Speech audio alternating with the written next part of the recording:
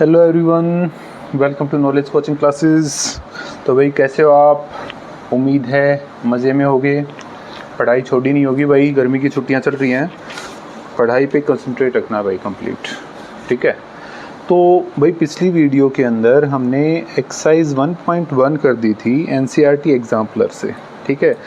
आज मैं फिर से तुम्हें बता देना चाहता हूँ कि भाई जो बच्चे स्टैंडर्ड मैथ ले रहे हैं उनके लिए तो ये बहुत ही इम्पोर्टेंट है भाई, बहुत ही ज़रूरी है, क्योंकि काफ़ी हद तक यहाँ से आ सकता है, ठीक है। तो इम्पोर्टेंट क्वेश्चंस हैं, तो पूरी वीडियो में बने रहना और चैनल को सब्सक्राइब कर दो जिसने अभी तक नहीं किया है, वीडियो को लाइक करो, शेयर करो। तो शुरू करते हैं भाई। पहला क्वेश्चन दिया, the numbers 525 and 3000 are both divisible by 3, 5, 15, 25 and 75। ये दोनों संख्या है ना, 3, 5, 15, 25, 75 तीनों से डिवाइड, सभी से। What is the HCF? इनका HCF क्या होगा? ये भाई HCF किसका 525 और 3000 का हमने निकालना है। अब देखो पहले एक बार ये जो संख्या दे रखी हैं इनको देख लेते हैं, क्योंकि ये सभी डिवाइड कर रही है ना, तो इनमें जो सबसे बड़ी देखो हमने निकालना है HCF बोले तो हाईएस्ट कॉमन फैक्टर, ठीक है। तो सबसे बड़ा जो डिविजिबल है, देखो यहाँ पे सबसे बड़ा 75 है। क्या 75 3 से डिवाइड होता है? बिल्कुल। 5 से होता है? बिल्कुल। 15 से होता है? बिल्कुल। 25 से होता है? बिल्कुल होता है। तो हम कहेंगे कि हाँ जी ये डिविजिबल है। तो HCF इसका कितना हो जाएगा भाई? 75। इन दोनों का जिन सभी संख्याओं से डिवाइड होता है उसमें अगर सबसे बड़ी संख्या बाकी सभी संख्याओं से डिविजिबल है तो हम इसका HCF उसी को लेंगे भाई। क्लियर? अब इसने एक और कह दिया भाई जस्टिफाई और आंसर, इसको जस्टिफाई करो। तो भाई जस्टिफाई करने खातिर तो हमारे पास सीधा सा है प्राइम फैक्टराइजेशन मेथड, तो कर दिया। 5, 5, 10, 2, 12, 3 से होता है भाई। 3, 1, 2, 2, 3 7 21, 3 5 15, 7 और 5 12 और 1 13। अब ये 5 से करके देखते हैं। 5 ये 15, 5 5 25, ठीक है। फिर इसको 5 से कर लिया, ये गया 7 पे और 7 से कर लिया तो 1। 5 2 5 इज इक्वल टू 3 गुना 5 गुना 5 गुना 7, ठीक है। ओके जी, अब कर लेते हैं 3000। तो 2 से किया, 2 से हो गया ये 1500 पे, फिर 2 से किया तो 750 पे, फिर 2 से किया तो 2 3 6 2 375 पे, फिर कराइए 3 से, 3 1 3, 3 दूनी 6, 3 5 15। अब हो गया 5 से 25 पे, 5 से 5 पे और 5 से हो गया 1 पे, ठीक है। तो 3000 इज इक्वल टू 2 गुना 2 गुना 2 गुना 3 गुना 5 गुना 5 गुना 5। और HCF क्या आ गया? HCF इज इक्वल टू जो इनमें कॉमन है वो देखो भाई, कॉमन क्या है? 3 है, तो ये आ गया हमारा 3 है। फिर 5, तो ये 5 आ गया, और इसका 5 तो ये 5 आ गया। 25 होती है 75। तो भाई हमने पहले जो निकाला था वो 75 था, अब भी हमारा कितना आ गया? 75 आ गया।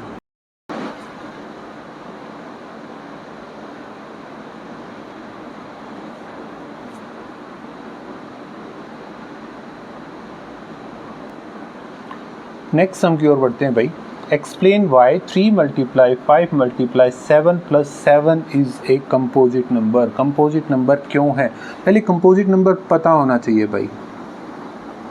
कंपोजिट नंबर कौन सा होता है?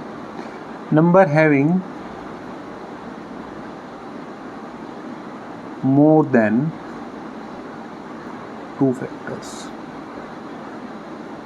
ऐसी संख्या जिसके 2 से ज़्यादा फैक्टर हों। 2 तो कौन से हो गए? एक तो वो खुद हो गया और एक हो गया, बट उससे ज़्यादा अगर किसी संख्या के फैक्टर हो जाते हैं तो उसको हम कंपोजिट नंबर बोलते हैं। क्लियर होगी बात?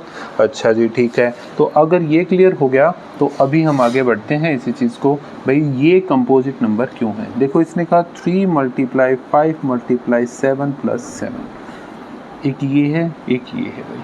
यहाँ से 7 कॉमन आ गया, बच गया 3 × 5 + 1, ये हो गया 7 इंटू में 15 प्लस 1 16, 7 गुणा 16, एक तो होता ही है सबका, तो कितने हो गए भाई यहाँ पे? अगर हम बात करेंगे तो इसमें क्या फैक्टर बन गए भाई? This number have has more than 2 factors, so it is a composite number। तो ये कैसा है? कंपोजिट नंबर है, बस। ठीक है।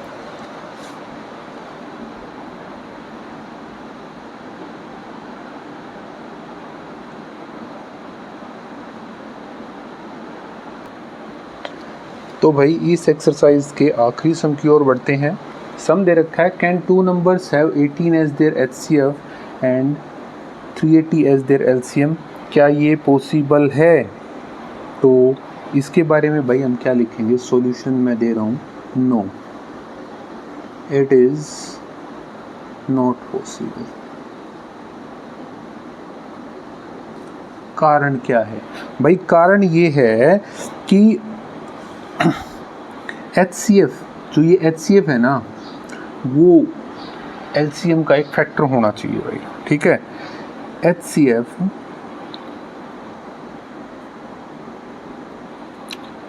must always be a factor of किसका भाई? LCM। ठीक है। सिंस